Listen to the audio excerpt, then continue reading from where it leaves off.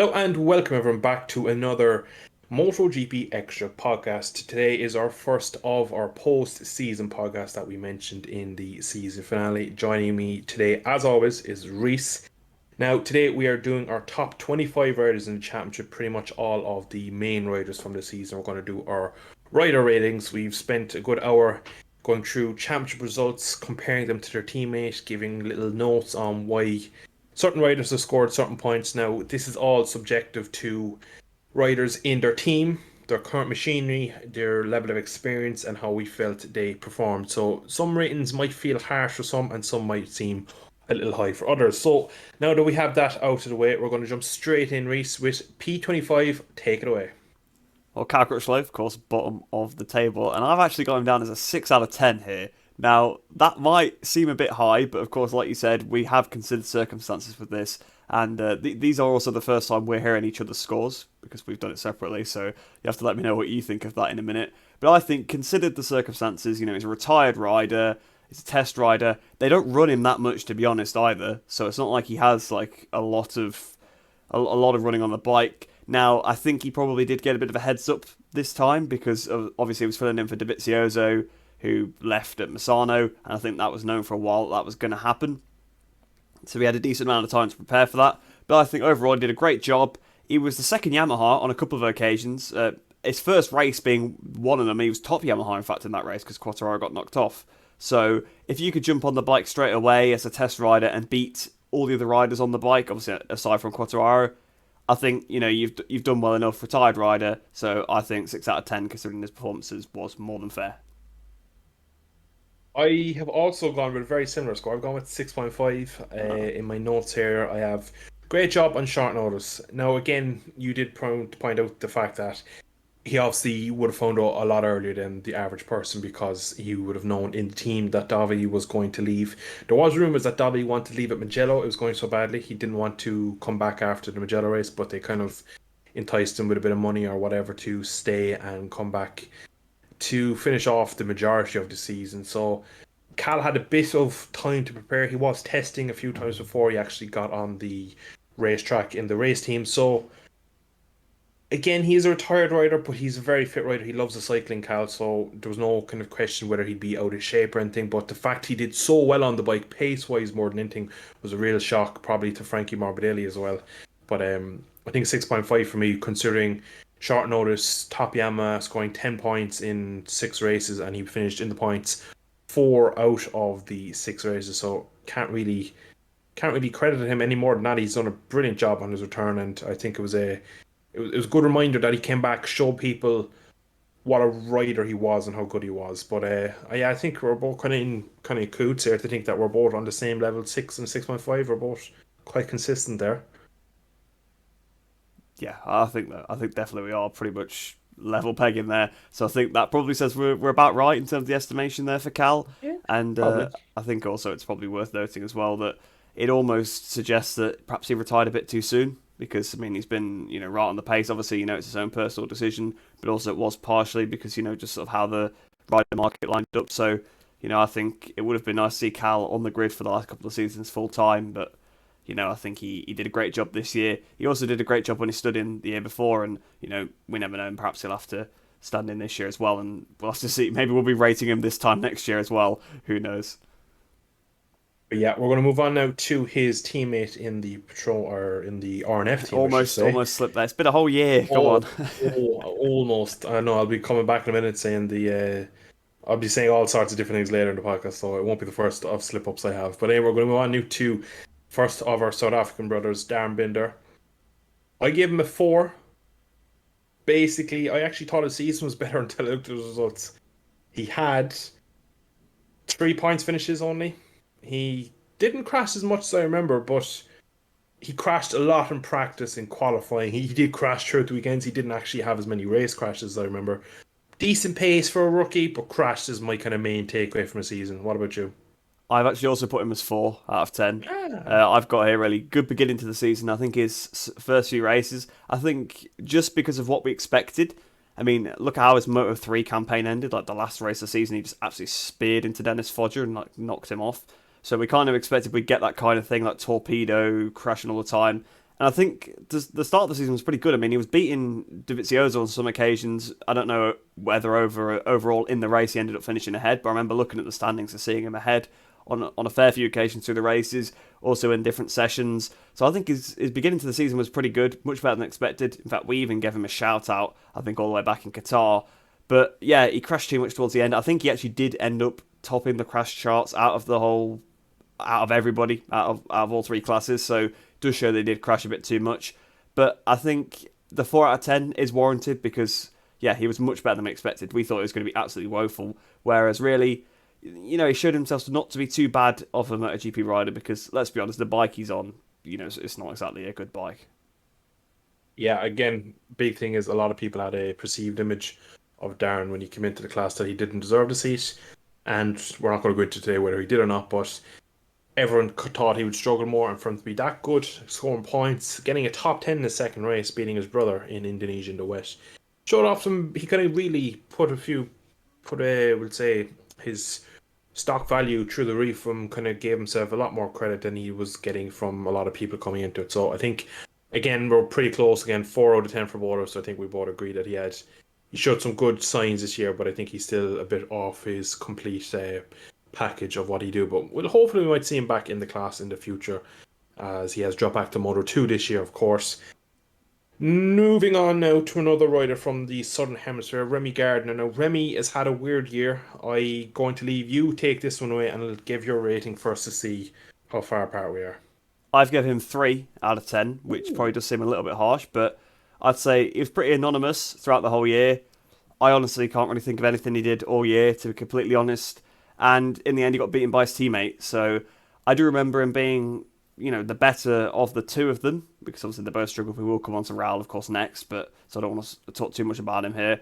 But the Tech 3 lads, they didn't have a great season. I thought, to be honest, that Gardner wasn't. They were both pretty much even. I don't really have a lot to say about them because you never saw any of them. They were always just sort of bottom of the timesheets every session, every race.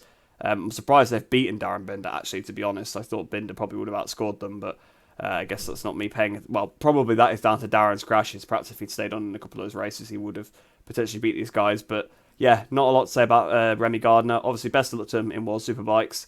He has been obviously ousted out of KTM a bit unceremoniously, but yeah, he didn't really do a lot this year. So, but yeah, 3 out of 10 for me.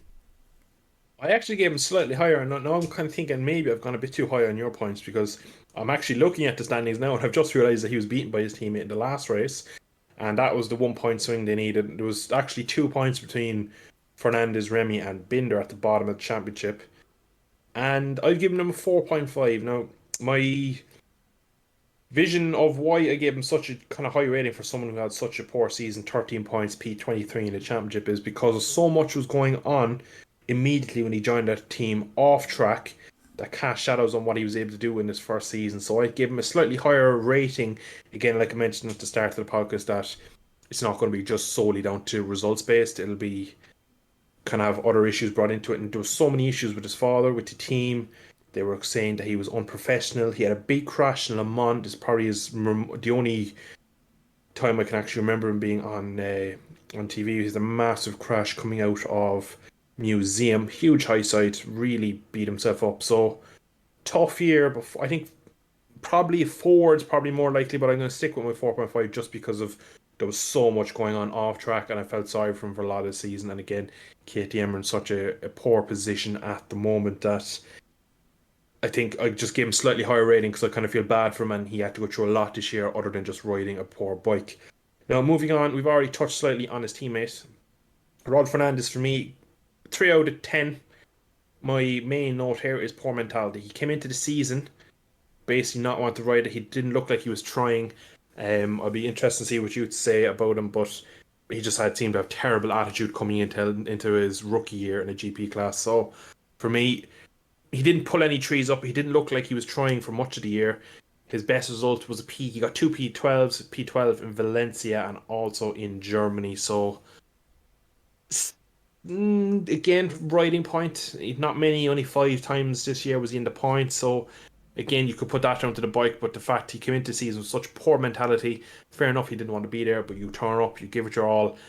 and that's why he got such a low rating compared to Remy. I'm interested to hear though what you gave Raul Fernandez. Well, I actually also gave him 3 out of 10, so I give him the Oh, same right. same rating as I gave to Gardner. Kind of as I alluded to, they're pretty much level pegging, I suppose, in terms of points, both right at the bottom. I have got on here poor attitude, and yeah, that does factor into it a little bit. But I also just thought, I'm just going to rate him based on sort of his actually on track, because I also do feel for him a little bit. Yeah, he probably didn't handle the situation the best, but I mean, he's been forced to go up into a class he didn't really want to go up into, and a team he didn't want to be in, on a bike he didn't want to be on, and then he got hurt pretty early on as well in testing with it. So I could kind of understand why he probably didn't have the best attitude. I know still doesn't excuse it exactly. He struggled a lot with the package, of course, and he crashed quite a lot. I mean, they both did really, but I remember Raul crashing quite a bit. So overall, in terms of points, pretty much similar. Races, I guess they were similar, and in the end, really, we're saying obviously Raul wasn't trying. I believe back to like Jerez, I think he was like, out with like an injury, but I'm pretty sure people in the paddock said they saw him like tazzing around on the paddock scooter and stuff, and like he definitely could have raced, but he probably just didn't want to be on the bike. But I think that almost also speaks more about Remy, that even the guy that wasn't trying beat him. So that's also another reason why the ratings are quite similar, because really Remy should have won out of the two of them if Raul wasn't putting his 100% in. Yeah, I am looking here at the championship standings. He did not start. Raul Fernandez did not start in Portugal and withdrew from Jerez. So again, just the whole team that year was a weird situation with both riders. There was just a lot going on off track, and that kind of mirrored the majority of their season on track. So again, I think we both agreed on Raul Fernandez there. P21, 15 points, an old head of Andrea Dovizioso. Take it away. What did you give him? I gave him 2 out of 10. Um, well, he couldn't adapt to the Yamaha package. He had half a season in 2021 to try and do that.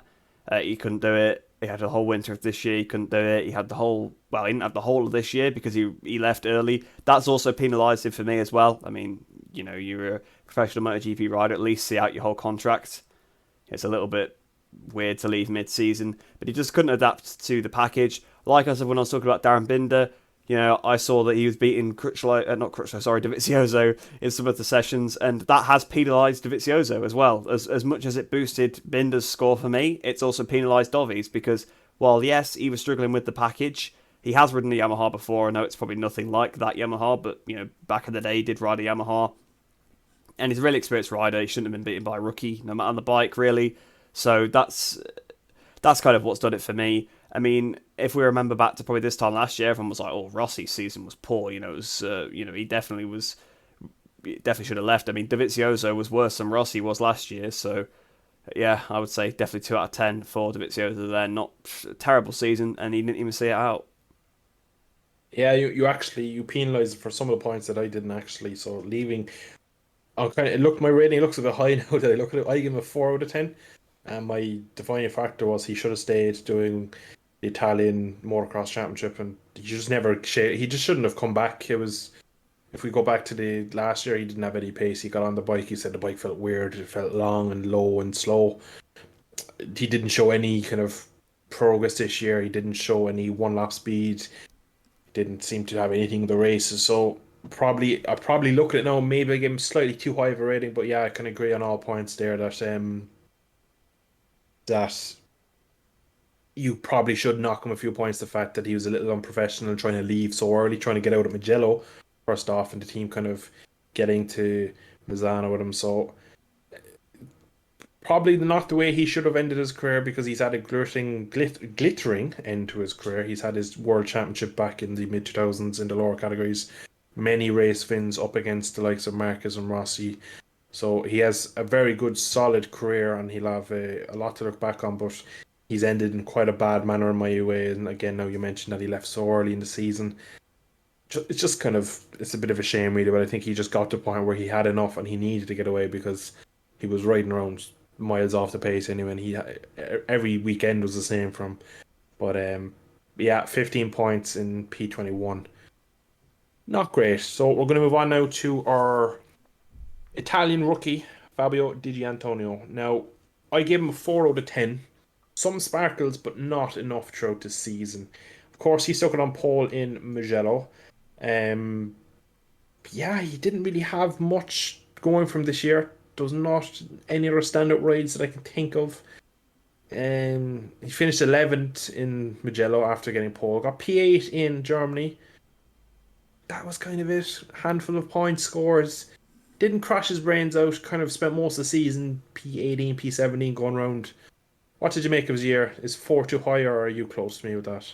No, I've also given 4, so probably about bang on with that. Again, in Yeah. terms of the points I've written down, similar to you, pole at Mugello. So there's always a high point Italian in the Italian GP. Just before the Valencia Grand Prix, actually, there was some sort of articles talking about how he'd really he was struggling a lot mentally. I think he was struggling. I don't think he got on with his crew chief particularly well either. So I think there was a little bit of friction there. So he has struggled over this season, but some signs of brilliance there. I didn't even remember Sachsenring, but fair enough, that's a decent result. So perhaps middle part of the season for him, Mugello, Sachsenring, they are only like a couple of rounds apart, so maybe that little purple patch there. But you look where his teammate finished. I know his teammate had one more year under his belt, and I know as the season went on, the bikes were not the same anymore. Bastianini had all of the new parts from like the GP22 strapped onto his GP21, but even still, you look at his teammate third in the championship, so that's definitely got to penalise him a bit. But because he's a rookie, I've not been too harsh on him for that, but the gulf between them was quite large. I'd say he definitely needs to try and be closer to Alex Marquez next year, his teammate, perhaps even beat him, really, to put a bit of authority over him. But I think, okay, rookie season, like you say, he didn't crash too many times, and other than his pole at Mugello, yeah, I can't really remember anything from him, so that's probably the only thing that's given him a 4 over a 3 for me, really, was that pole position. Yeah. Again, I don't know how many years he'll have in this class, to be honest. I don't know if he's at the level of some of the riders around him. I think he kind of the fairy tale move, moving up with Grassini. I think they want him to do well, but will he actually? He'll probably give him more time just because of the relationship with the team, but I could see him being replaced next year for 2024 if there's not some sort of uptake and improvement. We're going to move on now to probably, in my opinion, one of the most disappointing riders of the season, P19, Frankie Morbidelli. Reese, what did you give poor Frankie? I've given him 2.5, so 2.5 out of 10. Really, my points here, nowhere near his teammates. The only round he was anywhere near him in terms of pace was Sepang, so I'll give him credit there. But he was absolutely nowhere all season. Obviously, to be honest, at the end of last year, he came back and we are like, oh, he struggled a bit. But yeah, maybe he's still recovering from his knee injury. His end of last year was better than his entire this year. And that was supposed to be poor for him. Think about, 2 years ago, 2020, he was second in the World Championship on the 2019 Yamaha. I know Yamaha have been struggling to get that 2019 style feeling back on the bike, but this bike was supposedly more like that. Fabio liked it more, but Morbidelli just couldn't find it. I've also docked him down a bit as well because he picked up quite a lot of silly penalties all year. I mean, there was several rounds where he was dawdling on the racing line, getting in people's way. I mean, he got in his teammates' way at one point, and that's a big no-no. I mean, he got in one of his friends' way as well, which they were both championship contenders. Not that that should matter. If you get in anybody's way, it should be the same penalty, but, even still, he wasn't even thinking about that. And just overall, obviously, he's just got to improve next year if he wants to keep his seat, because there'll be plenty of people that want that. I mean, I know the Yamaha's been struggling a bit, but I reckon the likes of Rins, they'd be a good candidate for that. Obviously, Toprak wants to come across, so there's a lot of fire underneath him. Maybe even a Moto2 rookie might even be a better shot than Morbidelli at this rate, to be honest, if he doesn't improve. So, yeah, 2.5 out of 10. Terrible season. Terrible. I've gone slightly higher, 3.5. A massive underperformer for me. The small reasons why he's slightly higher, I didn't even actually factor in, to be honest, that he was such penalty prone and the dawdling online. So realistically, he should probably be a 3. But when his biggest issue for me this year was his qualifying, he couldn't do the one lap pace. For a lot of the season, his race pace wasn't as bad as the results were. He just got stuck. Yeah, how many times was he up there in FP4? Yeah, FP4, I was just about to get to FP4, he was usually in the top 8 consistently, so it looks like he could do it over the long runs, but the current style of MotoGP where the front Michelin goes temperature-wise goes through the roof, you can't overtake on a Yamaha. I reckon his season looks worse because if his one lap pace just wasn't there, and he's never been, even back to his Moto2 days, he was never the Jorge Martin one lap specialist type of rider, so all the factors of being miles off his teammate, probably not mentally there, losing probably Rossi in the team as well probably didn't help. He had someone who always kind of worked alongside him there in the team, same bike, similar riding style. I definitely think that played a small part into him getting a bit lost this year. And again, we still don't really know how much the injury is affecting him. He'll always play it down as riders always do, saying it's not an issue. But we could go back to far as 2010 with Valentino when he almost broke his shoulder in pre-season, and that came out years later. That like back in 16, 17, it was still an issue for him. So riders never kind of give you the full picture. They always want to put off an image that they are these kind of warriors with no weaknesses. So I reckon the injuries playing up more than we're led to believe, and his struggling to get it up to speed with one lap pace with that bike was a big issue this year. So the one time, like we said, that he had pace was Malaysia, where he came on P11 in the end, even though he was ahead of his teammate on track. But he had penalties, of course, to serve in that race. So unfortunately, he kind of anytime he seemed to be doing slightly better, he'd shoot himself in his own foot. So 3.5. I'm going to stick with my 3.5 just because he actually had pace. He just was never able to get it out on where he needed it, which was Sunday at 2 o'clock. So 3.5 for me. Moving on to Taka Nakagami, and I believe he is probably the lowest rider rating I've given, if I can remember correctly. Scanning up and down, he is 2.5. I put down he's lucky still to be here. It's a bit harsh, but You're not you far gotta off, though. I mean, it's really just because Agora didn't win the championship and didn't want to move up. exactly. That's the only reason why he's Yeah. still there. So he's had such a bad year. Catalunya playing bowling, knocking off Rins in Mugello, crashing needlessly so many times. He didn't really show any pace this year either. He just seemed to crash, injured himself. I don't know what else to say about him. He's just had a poor year. And I remember at the start of 22 season, I was thinking he's going to need to show something because there's people coming from a seat, and he's very, very lucky to have a 23 seat, in my opinion.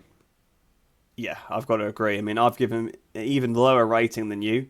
I've given him 2, same as Davizioso. I've got down awful season, made himself a nuisance, so yeah, he kind of knocking people off aggressive passes. To be fair, I don't think he was at fault for the one with Rins, particularly. I think Rins definitely played his part in that one, but I have got down on here, if it was a bowling skills tier list, I would have given 10 out of 10 for Catalunya.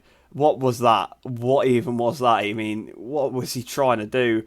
I think you make a good point of actually saying he didn't show any pace, whereas in the past he has. I mean, remember back to 2020 where he was so fast. I mean, he was like riding the bike like Marquez. He was right up there, and he was on pole position for Aragon. And the amount of times in 2020 where he crash out of a podium spot or blow a podium spot, I mean, he'd be nowhere near a podium nowadays. I think it does say probably more about the new Honda than anything, but yeah, even still, just terrible season. Again, other than knocking half the grid off into a corner, if that's your most notable thing of the season, that's not great. Like, I can't even think of anything else he did. So, yeah, I think 2 out of 10, terrible season. Like you say, very lucky to keep that right for next year. Two P7s were his best result in Jerez and Le Mans. Again, I don't remember them. They were probably races where others crashed in front of him, to be brutally honest with him. Hot, greasy track. Um, Yeah, probably. exactly, yeah. One of those kind of Jerez track where it just is ice. But he didn't do anywhere near enough. You go back to talking a bit like Frankie, where he really was on in 2020, but since then he's just a shadow of what he used to be. And again, he's quite like Fabio Di Giannantonio, where he came up into the class.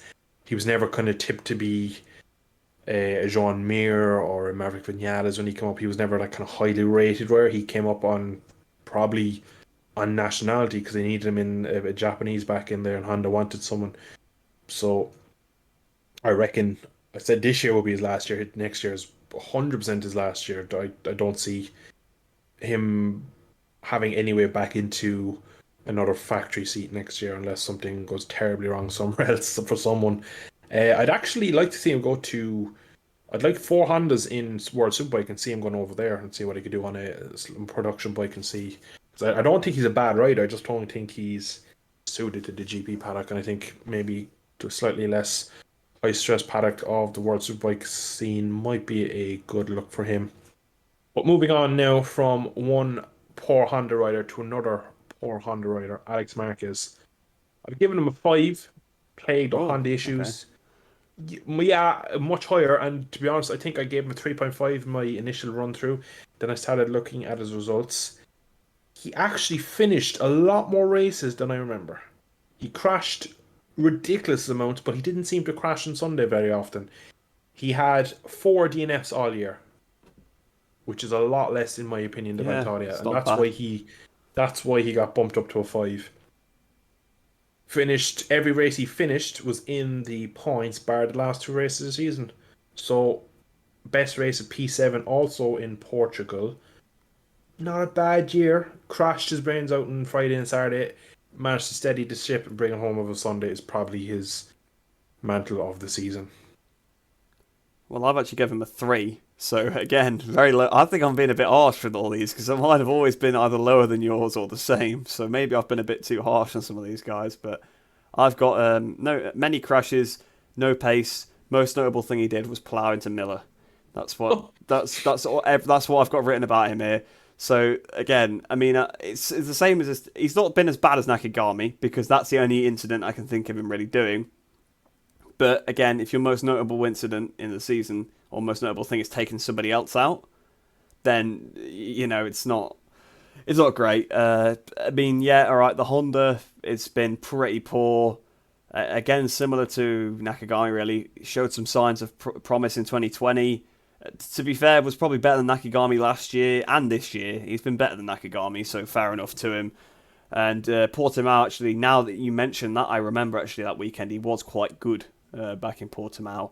And I think, yeah, next year could be a quite a good season for the guy because I don't think he's bad.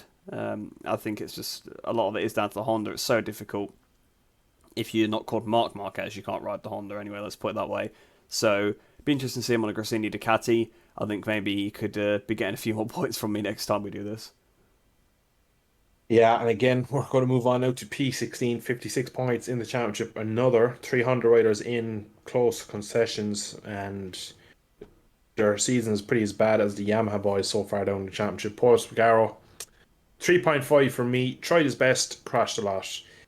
We all cast our memories back to him almost winning Qatar. I don't remember him doing anything else for the year, to be brutally honest. I remember him turning up to Silverstone, and where did he finish in Silverstone? P14. But in free practice one or free practice two, because the track had grip, he could use the rear brake, which sounds ridiculous, and had pace. But that was literally the kind of highlight of the year for him. So P3 in Qatar, didn't really do much else. Yeah, I've got three points for him again. It's the same as Alex Marquez because for them, similar seasons as far as I'm concerned. Yeah, great opening round, but terrible rest of the year. Obviously got that podium, but even in that race, he bottled it. Obviously, he was leading for quite a while, and then as soon as Bastianini passed him, I mean, he almost went to the car park into turn one, which then cost him the place to Binder. Now, Binder perhaps would have got him anyway, but even on his best finish of the season, he still made a typical Paul Espargaro mistake, really. I mean, how many times have we seen him bottle it where it matters? I mean, we've seen him crash out of podium spots back on the Tech 3 Yamaha. You know, we saw him on the KTM bottle a race win by, defending when there was no need. I know that was partially the team's fault for telling him the wrong gap, but again, he defended when he didn't need to, allowed Miller to attack, and then got dive bombed. I mean, he could also have done that differently if he'd braked earlier for the last corner, knowing that Miller would send it up the inside. He perhaps would have cut it underneath him like Oliveira did and still won the race. So I know that's nothing to do with this season, but just another example of a Poland mistake into turn one, running massively wide. Rest of the year, yeah, just on the ground most of the time when you saw him. And I'll be glad to see him on a different bike, back on the KTM, because I think he probably will be able to get some good results out of that bike. And judging by that lovely video in testing, I think he's also quite happy to be on the gas bike as he was going down towards turn one. Yeah, so his Honda stint is done. Probably wasn't the right move for him to leave KTM because KTM have gone Definitely backwards. not.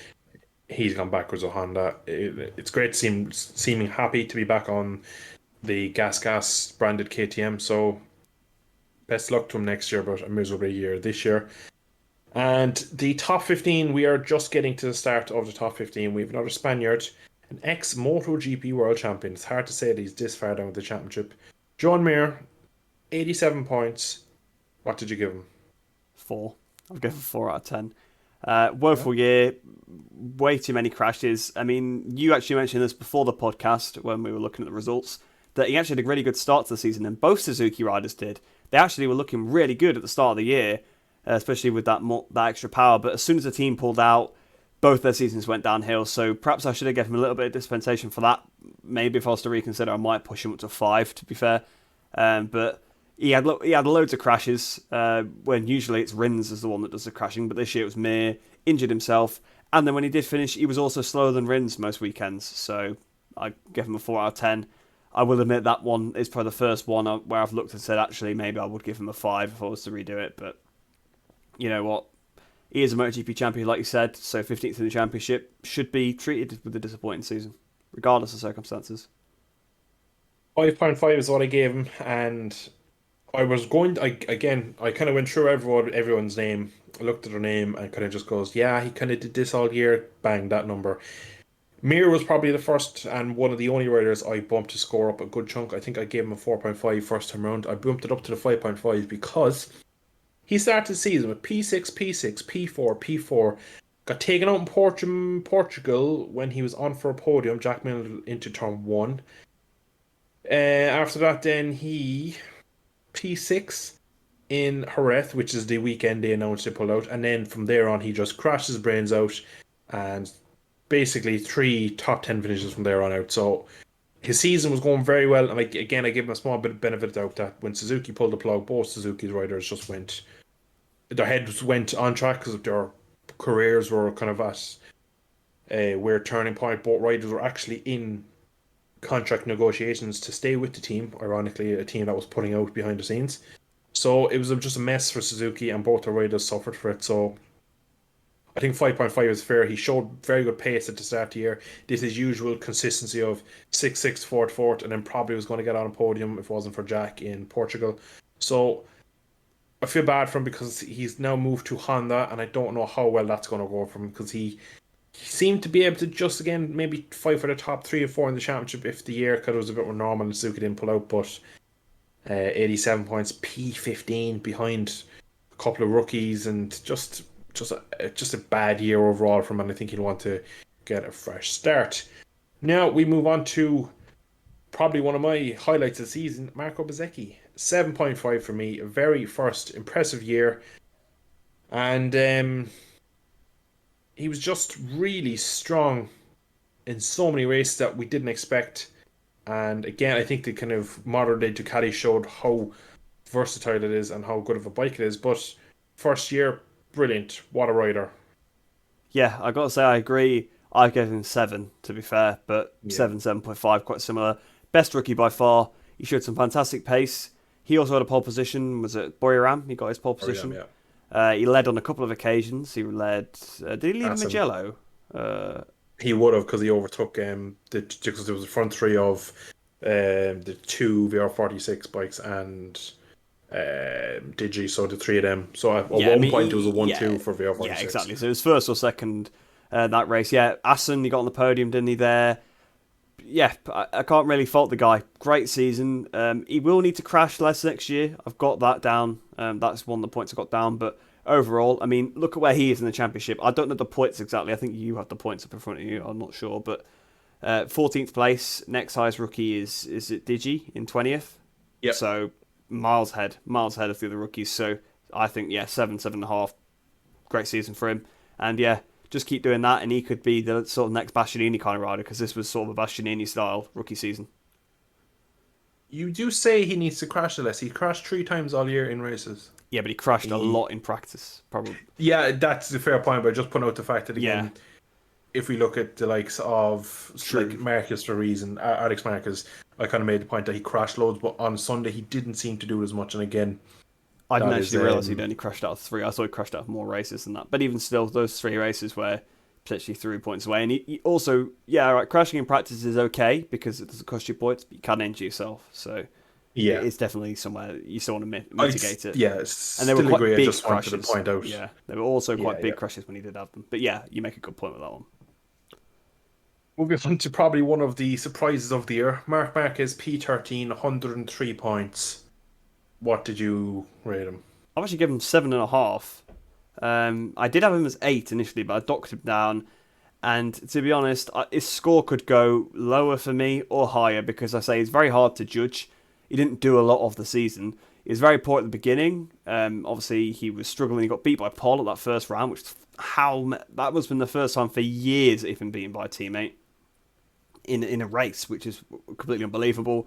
Then he had the big crash at Mandalika, so he missed a round there.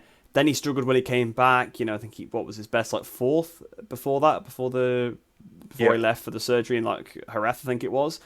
But as it turned out, his arm was like, I don't even know how many degrees it was now, but it was like 40 degrees out of like kilter. Yeah, something which is so whack. ridiculous. How he won 3 races last year, I don't know, but he managed to do that somehow. And then once he did come back, of course, he was very competitive. But the Honda had got even worse once he was gone.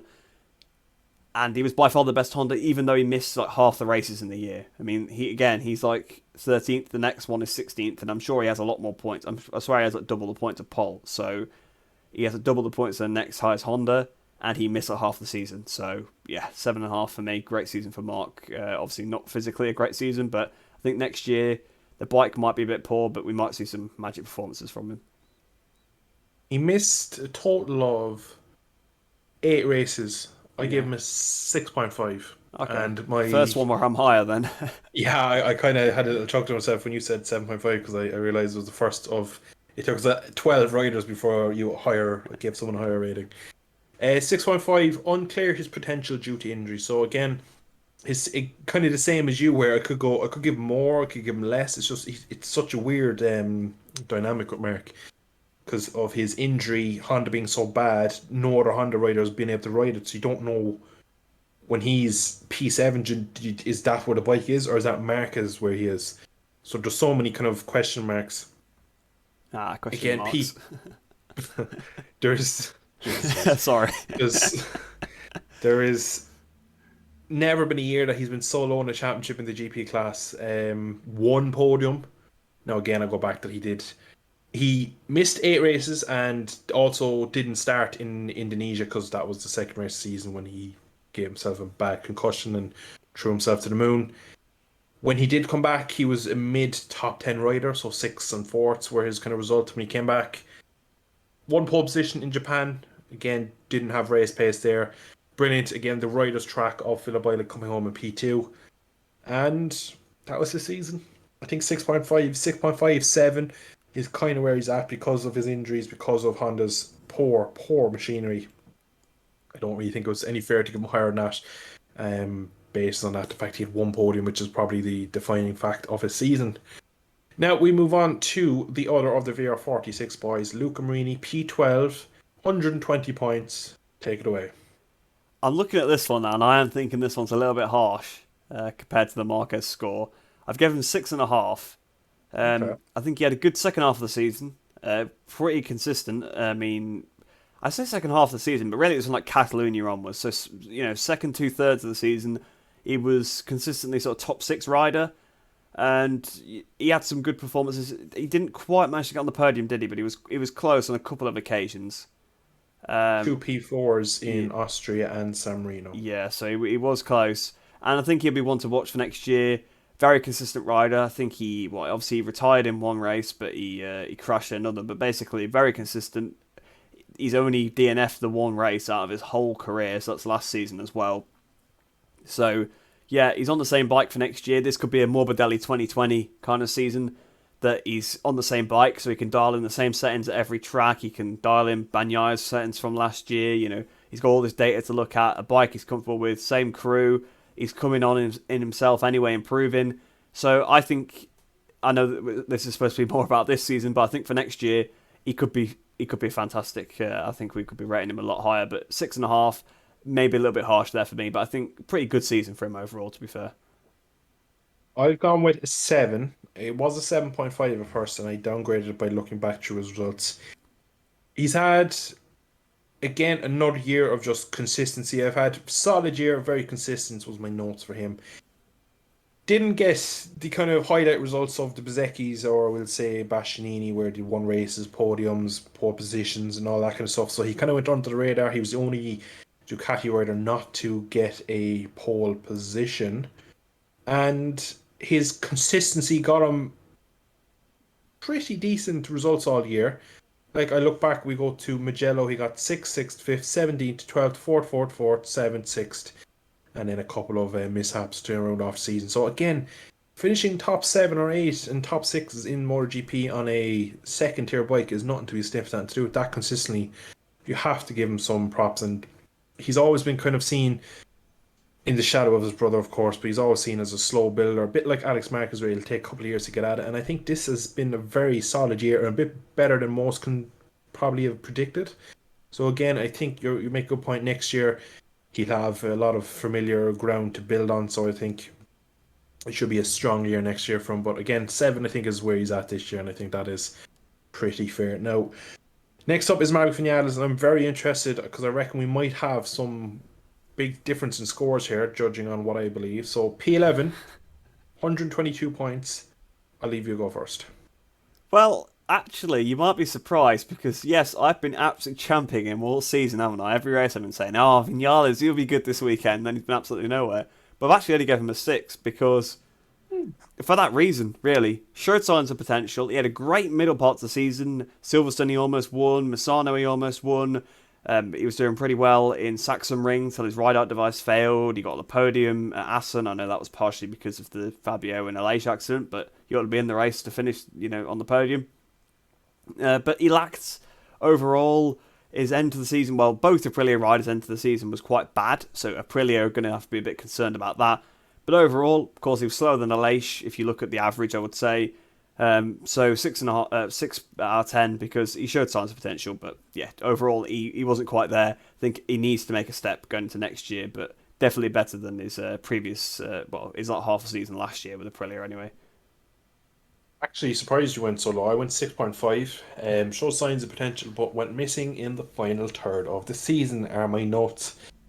And I think a bit of that is down to everyone getting their bikes dialed in more, and at the start of the year, Aprilia having a good bike out of the box and not being able to kind of build upon it throughout the year, because both of the Aprilia riders kind of just got lost from, we'll say, Silverstone to Misano onwards. So both riders seem to went downhill. Both showed very good pace throughout the year, both getting on the podium. So for me, 6.5 is just about enough for him. He does again still though have his tendency to go missing in weekends and races. So until he gets that out, I don't think he'll ever be the rider he could be. But yeah, he just still has some underlying issues that, for me, make me question his future. But we're in now to the top 10. Miguel Oliveira, who will be on a Aprilia next year. I give him a 5. It's quite harsh, I know. Very harsh. I actually don't rate Miguel Oliveira as high as a lot of people. This next stat will be pretty interesting to most people because they will not realise it. Out of the full season, I believe there's 21 races this year, Reese. Correct me if I'm wrong. Yes, 21, yeah, I think.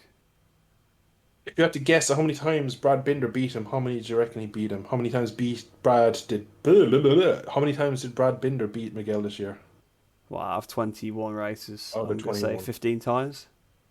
16 times Binder beat him. That's pretty close, pretty close. That's how outclassed he was by his teammate. 2 times he beat him, so we'd say if it is 21 races, we'll take off the 5. 2 of them were wet races, one which was a mechanical failure for his teammate. So that could have been 17. Okoye, he won 2 races, so a 5 looks really harsh, but he was just outclassed all years by his teammate. If you take away them 50 points out of his championship challenge, he's not had a great year. He comes, again, a bit like Brad, he comes towards the top 10 during the late pace of the race, but his race results are just scattered with P11s, P13s, P9s, P12s, P11. Take out them 2 stunning race wins, and he's had such an average year. I reckon you've rated him a bit higher than that, judging by your reaction. Yeah, I'd give him a 7, actually, because I've got 2 excellent victories here. I mean, they were commanding victories, as his others have been, because he just seems to have that knack once he gets to the lead. I think even if his bike wasn't that good, I think if he got into the, on a weekend, but somehow he gets into the lead, I think he can manage it from there, and he can find that little bit of extra pace. But again, nowhere some weeks, like you say, pace was good, but handily beaten by his teammate. I say I didn't realise, but when I guessed that I hadn't looked at the results, I just guessed 15. That was partially because of what you were saying, but also because Binder does tend to beat him most weekends. But I will give Oliveira the benefit of the doubt in the fact that when Binder beats him, it's not by like a huge amount usually. Like a lot of the time, they're actually together on track, or there's a bike or two between them. It's not like a Quartararo, Morbidelli kind of domination. Yeah, Binder probably does. Binder on the KTM at the very least is definitely better. But I think Oliveira has the better pace on the weekends where it's working. It's hard to say, but that's why I've given him a 7 because of his 2 wins and because his pace is good on some occasions. But yeah, he has been handily beaten by his teammate all season. And to correct myself, there was 20 races this season. I just counted the Because flags at the Kimi top of my got screen. cancelled, didn't it? Exactly, yeah. So we were correct in saying there was 21. So 16 out of 20 times he was beaten by his teammate. Of course, the 2 times he beat him were... So basically, the 3 times he beat him, I think out of the 4, I think he had 3 bike issues. Brad did. If you take out any like mechanicals, for both. So it looks like that Brad beat him comfortably all year. Now again, definitely. You do say that he didn't beat him by 10, 15 positions like Frankie and Fabio, but your main objective is still beat him on the same bike. So that wasn't to discredit Binder. It was just to say that it's not quite as bad as some of the other comparisons. Now we move on to our first rider inside the top 9. Jorge Martin, 152 points. Take it away. I think you might be a bit surprised by what I've said here, but I've given him 5. 5 out of 10. Because fast but erratic. Pole hound, but he crashed way too much. And if you ask me, it's a step back from last year, if anything. He won a race last year, he didn't win a race this year. He led probably a similar amount of races. I can't remember the stat now, but I saw it when the season was done. The amount of laps led, Martin was like in the top 4, I think, of laps led. I think he had like a lot more laps led than Bastianini, but he just crashed every time he was leading or dropped back. I mean, if you think about the amount of races, Phillip Island, he was in the front for a lot of it. He was in the front for a while in Sepang, and he never led in Valencia, did he? Because Renz likes to flag that. But there was other races where he had led for a bit of those Argentina. races. Yeah, Argentina, he led for ages, didn't he, till the age past him? Yeah. So he had those races, but it was just weird. His race pace kind of dropped off towards the end, so he definitely needs to focus on the tyres. And he also crashed out of a lot of races. I mean, he's lost the... Let's put it this way. Going into this season, it was quite obvious that he would get the factory Ducati seat, and he hasn't got it.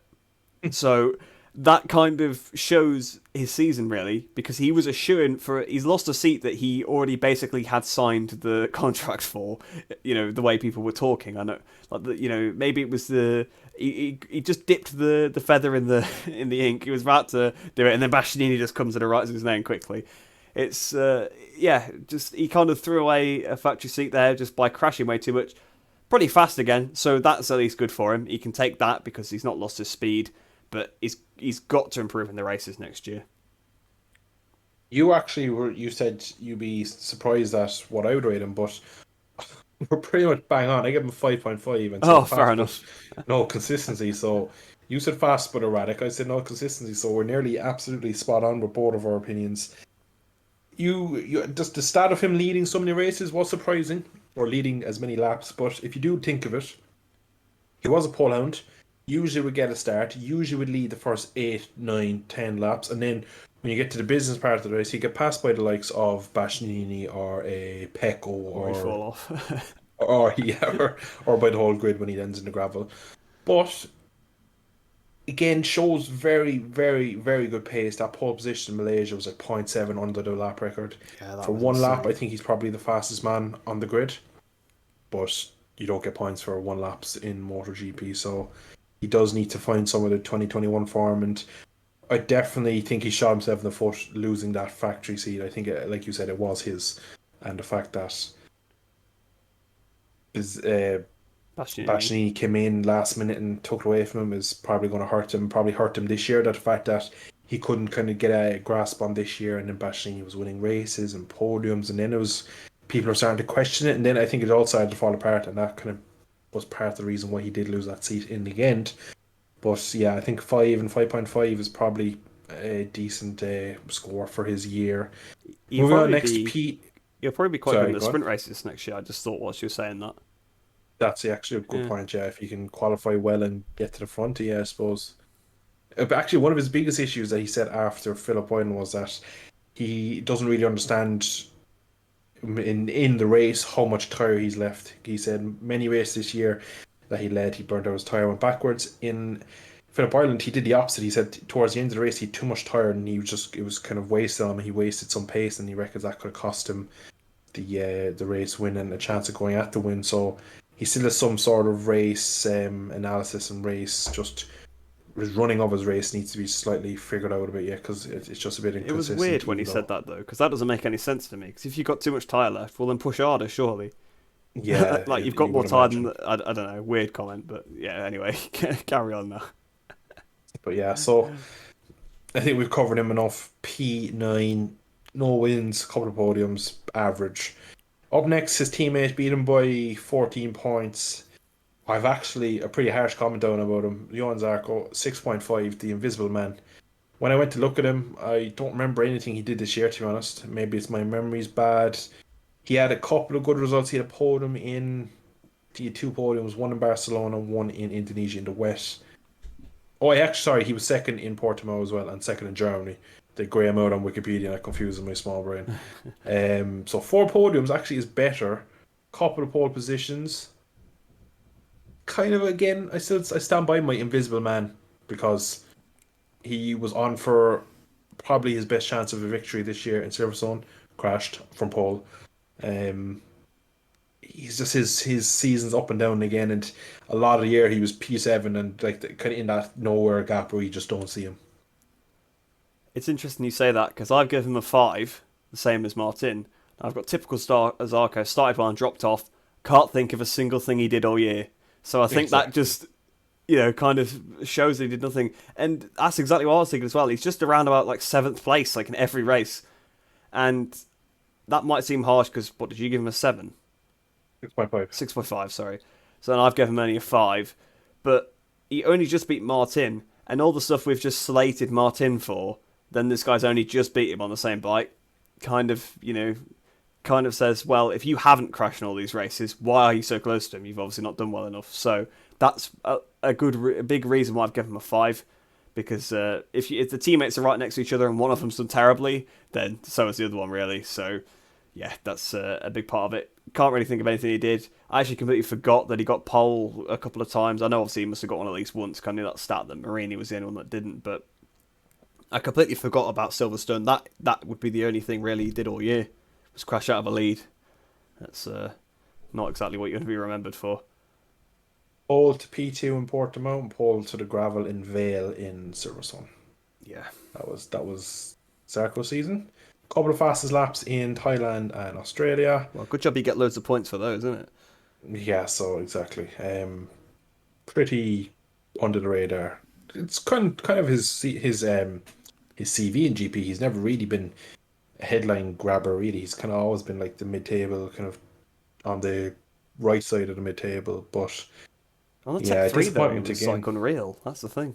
He was very quick, but he still faded, crashed, and probably still finished P6 in the championship them years ago to Yeah, look back true, up, I'd true. imagine. Moving on though to the top Suzuki of the two, Alex Rins. P7, 173 points. I give him a 6.5. A good start to the season, good finish, missing for the mid part. So, again, we both talked earlier on how good Jean Mir started the season. Alex Rins started off 7th, 5th, 3rd, 2nd, 4th. And then we go to Horet, where Suzuki pulled out 19th, retired, did not start, came back in Netherlands with a 10th. Again, finished the season. His last 5 results were a retirement, 12th, 1st, 5th, 1st. So, again, the in between part is just poor. Very good start, very bad mid part, and a good finish. What did you make of Rins?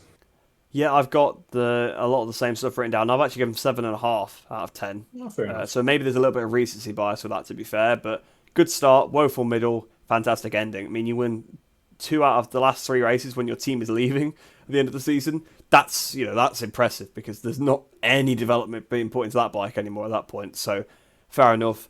I've got the same note at the end as well, hampered by team pulling out. That probably also factors into it a little bit. But to be fair to Rins, I'll give him credit. He kind of has been screwed more by this than Mir, because this year he's made a big step. He's crashed a lot less out of races.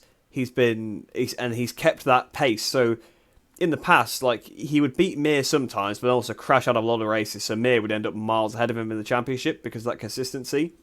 But this year, he was the one that was staying on. And when Mir was staying on, he was still beating Mir. So he was the quicker of the two all year. He also worked on probably one of his worst facets, and that's always the crashing. Yeah, his qualifying still wasn't great, but I think that's more the Suzuki than anything, because they both struggled to qualify. Although it is definitely an underlying rider trait for the two of them too. It's not all the Suzuki. But yeah, I think you can't really fault the guy there. He's had a good season. Yeah, the middle part was a bit bad, but then that again was partial. That was more down to the team probably than him. So I think 7.5 is fair, because if you fix one of your biggest weaknesses, then it's got to be a good season. You were talking there, I was just kind of looking at his results again, as I've been doing for a lot of the times when you're... Yeah, this is where he's like crashed out about every race, and I'm like... No, and it's actually from when Suzuki announced they're leaving in, we'll say, Jerez time, it broke into Jerez weekend. It broke to when... the test afterwards. Yeah, it was kind of the Monday. Yeah. They were told the Monday was leaked to Tuesday, so it was kind of the Jerez to Le Mans week, we could say. Basically, up until the point where he's kind of announced his deal with Honda, or it's kind of been probably pen to paper, he's had very poor results, and then his results go back again. So we're probably not looking into how much that affected him of getting a seat for 2023. Is probably why his results were pretty so bad in the mid part. Because if we kind of look towards, we'll say, San Marino, Aragon, 7th to 9th, then retirement, 12th first, 5th first. So his results seem to shoot back up in the last 3 or 4 rounds after his kind of contract is signed with Honda. So I think again, pressure off. I have a deal for next year. I can actually extract the most out of the bike. But again, I think I look forward to seeing him next year on Honda. It's going to be hard work for him. I think he struggled quite a bit early in the test on the day after the final race in Valencia. I think he struggled more than Mir. I would tip Mir a lot more, though, on a Honda than Rins, judging just on the style of riding for Jean Mir. P6, Brad Binder, I'm going to leave you go first in this, because I don't want to show off my how biased I am towards Brad yet. Well, I've actually given him 8 out of 10, so higher than Oliveira, because you can't really rate him lower when he's absolutely smashed him. Under the radar all season. Top 10s in all the races except 2. I actually looked at that to have a look at that. Oh, that's a stat. Yeah, so that's pretty impressive. And I think one of those is a retirement. I think the other's an 11th place finish, I think, if I remember correctly. In America. 12th. It was actually 3. Was it 3? America. Yeah, 3. So the retirement, Portugal, 12th in America, and he was 11th in Britain. Ah, okay. My bad. Okay, bar 3 then. But even still, that's a fantastic season for him. His peaks, were lower than his teammate because he didn't win any races, which is a shame for him, I suppose, because this is the first time for a long time. I think first time since 2017 he's not won a race in a season. But he was more consistent. I mean, look at him. He's 6th in the championship. Oliveira's 10th. I don't know what the points between them are. It's probably not that much, to be fair. It's probably quite tight down that end of the championship. But even still, he's ridden better. He's KTM's golden boy. He pulled out some great performances. Started the season with the podium. Ended the season with the podium. Yeah, whatever happened in between, but those are the things people tend to remember, how the season started a little bit and then how it ended. So, yeah, you're only as good as your last race, I suppose, and 8 out of 10, I think that's more than fair for Brad Binder. 39 points was the difference between him and his teammates. He had 3 podiums all year, including a fastest lap in Valencia. All 3 of his podiums were P2s, and they came in dry conditions. 8.5 I gave him. Yeah. It's always worth more, exactly, yeah. We could argue all day of how much a kind of podium in dry is worth, but if you do it in the normal conditions, it just takes away that.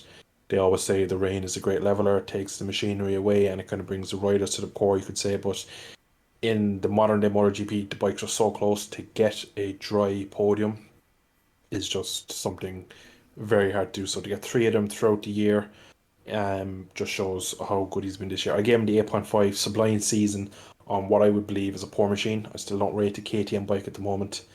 To finish almost 2 race runs ahead of his teammate. The interesting part of this is he's finished 1 point behind Jack Miller, Yeah. which Jack Miller had. I think We'll that'll be get to him reflected in next our time. ratings for Jack Miller. Yeah, possibly. I still have rated Miller quite high. I believe he's had a good season, and we get to him in a second. But Binder for me has just been sublime. Like you mentioned, 3 times all year that he didn't finish in the top 10 is just absolutely so consistent. If he can find some pace next year with the bike in terms of one lap pace, he could be a dark horse for the title. Whether he could, if KTM can get him the package, it'll be brilliant to see what they can actually muster up in 23. But we're going to move now to the Aussie, Jack Miller. I'm going to go first. I gave him an 8, best season in MotoGP. He came home with, I'm going to just count his podiums: 1, 2, 3, 4, 5, race win, 6. 6 podiums on a championship winning bike. Not bad. Um, Probably could have got a podium in Portugal. Did he not crash? We go back, if you look back to Catalunya, P14, the day after Catalunya, they had a test. He changed something on the bike, and then since then, he was absolutely rapid. Probably was on for a good result in his home race if it wasn't for Alex Marquez, but the wheels just kind of fell off his championship kind of push from, we'll say, Thailand onwards after his podium in Thailand, DNF in Australia, DNF Valencia, and a P6 in Malaysia. So I think an 8 is fair. Again, he's had a very good season. He's improved in a lot of aspects.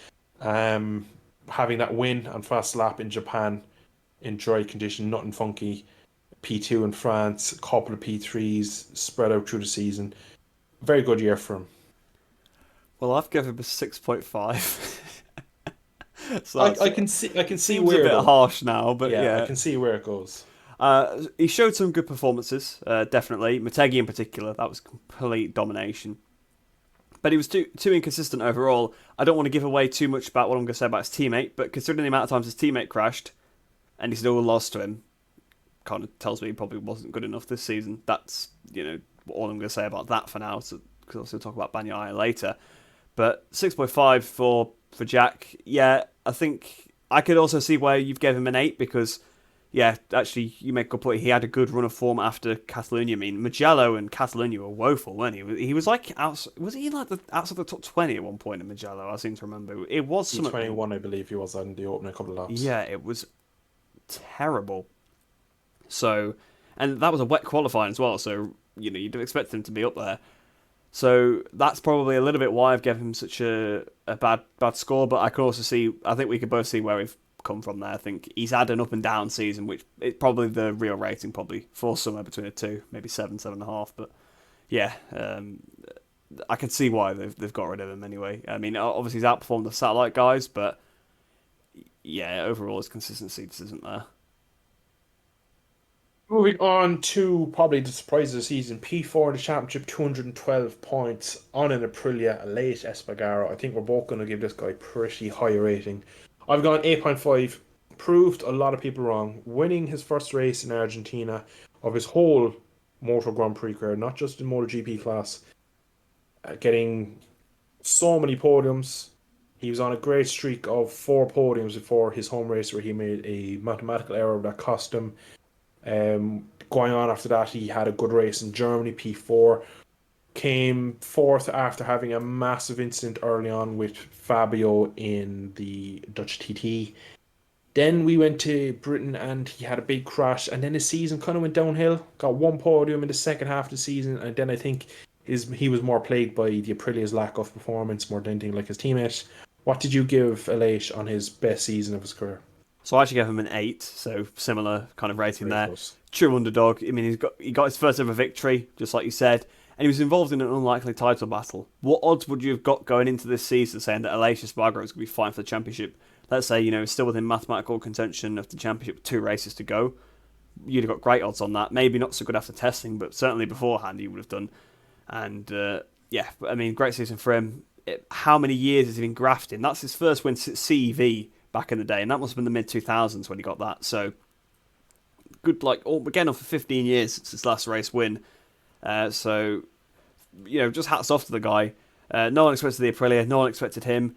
And I think and I will be the first to admit this, I think he's proved that he's a better rider than people gave him credit for. Always knew he was a decent midfieldish rider, but I always kind of thought, if you get somebody else on the Aprilia, they'd do a better job, but it doesn't seem to be the case. I mean, he outperformed Vinales, who's someone I definitely thought was better than Aleix, so yeah, I think 8.5, that would be both fair scores there, and aside from the Catalonia mistake, he's not really made any mistakes. The rest of it was either the team mistake or the bike, really. And obviously Fabio nerfing him off, but that was a comeback ride and a half. That was.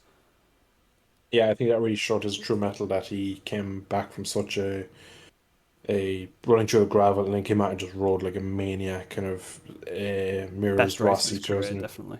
100%. Rossi 2003 in Phillip Island, where he just rolled the wheels off. I think similar for Leish, where he just like, I know I have ridiculous pace, and it was just qualifying lap after qualifying lap, and to get back and to end up finishing in P4 with the fastest lap, no surprise. It was a stunning result. Again, I'm just looking at his championship standings here. He ended up at P4, 7 points behind Bastianini. That was probably down to the fact that he retired from the last race of the year.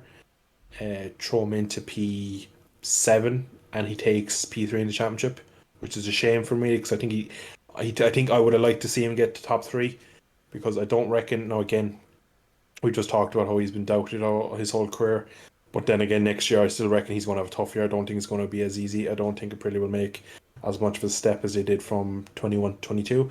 But look, I could be wrong. I hope I am wrong, to be brutally honest. I really would like to see him up there again. It's been a good breath of fresh air to see him over the last 2 years getting podiums and getting that win under their belt, and signing such a high caliber rider as Maverick Vinales has really kind of showed their intent. Now we're down to the final three in the championship. I'll be surprised if any of these are under 8s, but anyway, we'll get into P3. Enea Bastianini, take it away. Well, for Bastianini, I've given him an 8 as well. Overall improvement from last season.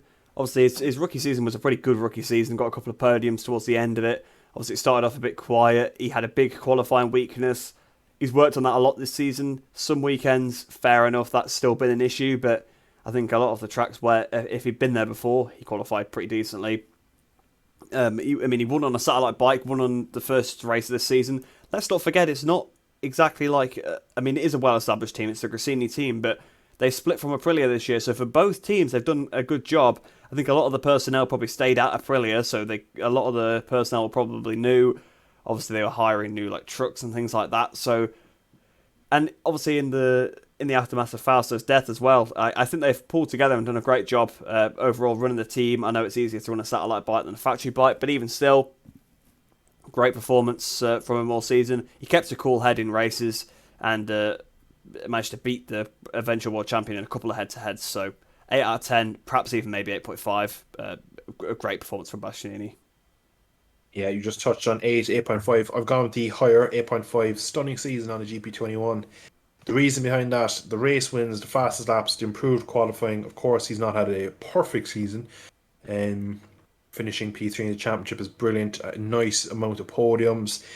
The extra 0.5 overview I would give just on how many times he managed to battle his way through and what he was able to do against his factory mate Pecco Bagnaia, and he really put a bit of a sweat on in the Ducati camp in a couple of them races. If you look back at San Marino, Aragon, Malaysia, there was a lot going on there that a lot of people were kind of maybe unhappy with Enea, but he was just kind of flexing his pace is the way I would look at it. So in fairness to him, brilliant season. I cannot wait to see him next year on the big red Bologna rocket alongside Pecco.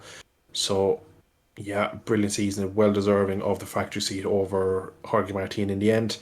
And yeah, I think we've pretty much covered him. He's done a brilliant year. He came into the year focusing on his one lap pace and got only one pole position I can see here, but that was more than his 2021 season, so can't really discredit him. He's had a lot better races this year, and that was probably down to the fact he was qualifying slightly further up the grid.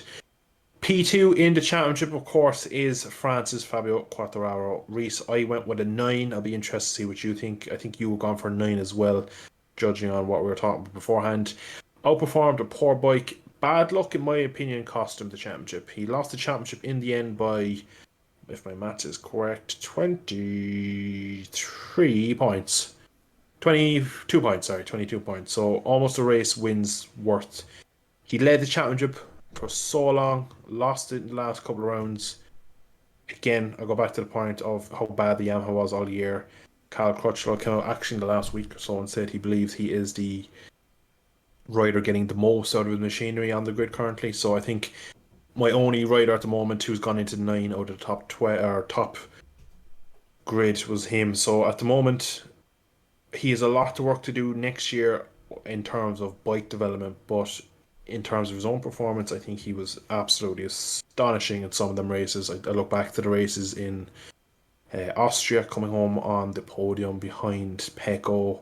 There's just a couple of races there that you just expect him to have a bad result. He got P2 in Mugello. So really just a great season. Just slightly unfortunate he didn't get his championship because he did so well. I believe he outperformed Pecco for most of the season, and I think just it came down to machinery in the end. So I'm interested to see what you have to say about him. Yep, I've given him a 9 as well. You're right in your detective skills there, based on what we were saying before. Excellent season. 2 mistakes all year. One was a botched pass on Aleix, and then I suppose technically you say 3. One was running wide at the Honda hairpin in Australia, and then the other one was crashing later on in the race. But both those mistakes really came from overriding the bike. I'd say the bigger mistake was the Assen one because it was a little bit needless. He didn't need to pass Aleix there. It was probably a smaller mistake in terms of actually what he did wrong, but it was a little bit reckless to do. He probably could have won that race had he not done that, or he would have probably beat Bagnaia. I think those two would have beat Bagnaia in that race, which makes a difference because all of a sudden he's got 20 more points, Bagnaia's got 9 less. That's championship. And then also you take from the fact that he got the long lap from that, which then he was given at the next race. So that made him pick a different tyre because he needed to get to the front, which didn't work for him. Had he been on the same tyre as everybody else, he was in second place when Zarco crashed, so he was right up there. If he'd been leading and not had to take a long lap, a few more points there. Bagnaia feels the pressure a bit more, maybe makes a mistake somewhere else. So either way, just more points. The momentum's more with Fabio. Obviously, the weird collision with Marquez. So yeah, like you say, there's a lot of bad luck, but it all seems to stem from the one mistake. But I'm not going to criticise him too much. He's overriding a bike that's quite poor. Look at him. He's second in the championship. Next Yamaha's 19th. I think that says more about him than anything. And both those guys, but all the other Yamaha riders got less than 50 points. So I think, you can't criticise Quartararo's season. Yes, he didn't win, but yeah, it definitely came down to machinery rather than rider talent in the end, unfortunately. For Quartararo, anyway. Yeah, it was. You make a very, very solid point with the Dutch TT. Doesn't make that mistake. Give him, just for argument's sake, we give him plus 20. Pecco, take a few points off him. That is them going into the final race. Yeah, even if we say that, let's say he finished third behind them, still let Bagnaia win, he's got 16 more points already. And that's not... Exactly. And if we have the race that we have in Valencia where he comes P4 and Pecco's 9th, is that enough? Is that then comes down to Pecco doesn't have the opportunity to ride 2 seconds off the pace and leave Frankie come through and leave Luca come through. He has to kind of scrap for it because of what could happen. He probably doesn't make the mistake in Australia. They probably don't risk as much in Thailand with the tyre pressures. Yeah. We could call that. We could just say there's another 15 points. Now, of course, these are if, buts, and maybes, but that is the whole point of these podcasts is to kind of wonder what could have been if he doesn't make the mistake. Because then you go to Silverstone, doesn't have the long lap, doesn't choose a different tyre. He came home in Silverstone P8. You could say he could have got a P4, P5. Again, he does probably 50 to 60 points that Fabio's lost on that kind of one bad decision of making an overtake in Aston, and unfortunately. Yeah, he only needs a couple more points here and there, and it makes a difference. It's such... I don't know, of course, we'll get on to Pecco in a second, and we can completely have the same argument again, but 9 overall for him, I think, is a brilliant result. I think he should really be proud of himself this year. He showed some great strength, outperforming everyone on the bike, and no one even coming close, so... It's probably better than he was last year, to be fair. Yeah, I'd say so. I think last year he had so many issues with the arm pump, he had the letters opening, there was so many little spots throughout his year that were kind of just maybe just small question marks. Whereas this year, he's shown to me that I've said it throughout the podcast all year. I wasn't rating him high enough. Now I rate him as probably one of the best riders of his generation at the moment. He is something special. But we have talked about Pecco or Fabio enough. We're now going to jump on to the championship. P1, 265 points, 22 points clear of his nearest rival. What did you give Pecco back? Now, So I actually give him an 8 out of 10. To be honest, that's obviously he won the championship, so you can't exactly rate him low. You can't say, oh, he had a terrible season because he won the championship. But that's just more to the number of wins. He won 7 races, if my maths is correct, from looking at the wiki page earlier. And that's just counting, so hopefully it's correct. So 7 races. You can't say someone that's won 7 races in a season has a bad score. However, if he'd won 7 races and then also not crashed in the other races, he probably could have got a 10 out of 10 for me. Because, if you're winning that many races and then doing well in the other races where you haven't won, you could almost say that's a 10 out of 10 or like a 9.5 out of 10. Maybe it's impossible to say 10 out of 10. But we're talking Marquez 2019 style season with that many race wins and, finishing okay in the other races. But he crashed so many times. I mean, let's not forget, right? Fabio Quartararo obviously was 22 points behind, and we said, oh, we got unlucky. He made a couple of little mistakes, but he shouldn't have been anywhere near winning that championship. If you've won 7 races, he won about 4 in a row. He crashed out of second place like twice as well, I think. He also crashed out of a position that was not so good, like about 11th or something like that in Motegi. But it's just the mistakes. There was too many mistakes. But I can't dwell on that too much. There's no point bashing the guy. He won the championship still, so it doesn't really matter. So I think his performance over the season, his pace was phenomenal. There's no question about his pace. And in the second half of the season, to be fair, aside from that one incident at Motegi, which, it does happen. It's easily done, especially on the last lap when you're closing up to your championship rival. You just grab the brake a little bit too much to lose the front. That turn 3 is a tricky corner, so not going to hold that too much against him. Second half of the season, he improved that big weakness, which was the crashes. Also, let's give him the benefit of the doubt. One of them was Nakagami's fault and not his. So, yeah, I mean, you can't say that a World Championship winning season's bad. So, yeah, a good season from him overall, but definitely could have been better. But he did get it over the line in the end. I've gone 8.5 now, pretty much for exactly the same reasons. I've just given him extra 0.5 just because he brought home the championship. I have here my notes. Great year, still has major weaknesses. So I'm looking at his championship here, and you just forget how inconsistent he's been. If he didn't win races, he only had 3 other podiums. He didn't get a podium until Jerez, which he won. Next race he fell off. Then the next race he won. Then he fell off. Well, he got taken out in Catalonia, but it still was a retirement. Crashed needlessly in Germany behind his main championship rival. At that point, he had publicly wrote off the championship. Then wins the next 4 races, include pole position at the Netherlands. P2 in Aragon, we already spoke about how he's beaten by his factory mate. Then everybody's saying championship's back on. He goes to Japan, Ducati track. He crashes again. Go to Thailand, wet race. Fabio struggles. He does a very good job. Also gets babysit by most of the Ducati riders. Wins in Malaysia again. Good performance, but again, you feel like maybe Bastianini could have won it if he wanted to. Then again, he comes to Valencia and he doesn't need to do much, but he rides tight all weekend. Complains that the bike doesn't turn the front end. A pretty common complaint when you're not riding fluid, when you're riding stiff, as the bike doesn't want to turn. So mentally, he's nowhere near as strong as Valentino ever was, even though many people consider him to be the current day Valentino, the way he beat Marquez at Aragon last year. A lot of people think that he's at caliber.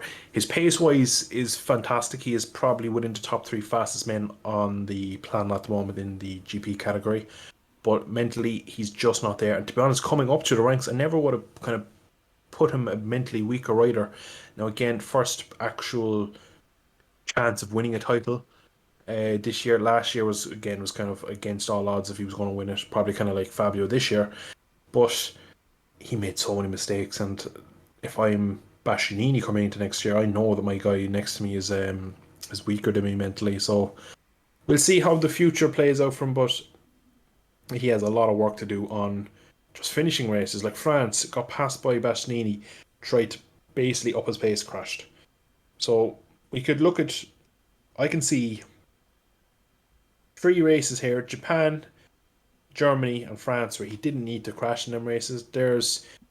We can call it 40 points from France and Germany if he comes home in second, and we call another 5, we'll say, for the few points. That's a race wins victory worth of points. That would put him up at 290 points if he could have done that. So that really would have put the championship out of doubt if he did that. Now, of course, it's easier said than done, but these mistakes cannot happen next year.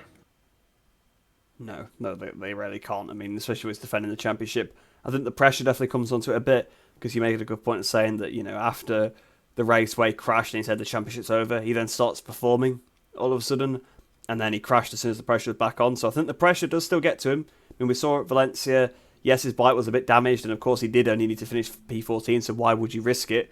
But he did, he looked like he looked like he's feeling the pressure all weekend there. So going into next year, he definitely does need to make sure that he continues to fix this weakness, because I think I will give him the benefit of the doubt. I think it did seem like he had improved on that, because, I mean, Malaysia was a race where he could very easily have crashed out of, and he didn't. He actually managed to win that race as well. It wasn't even like he set for second. He went for that, and he managed to get it. So I think he's turned a corner.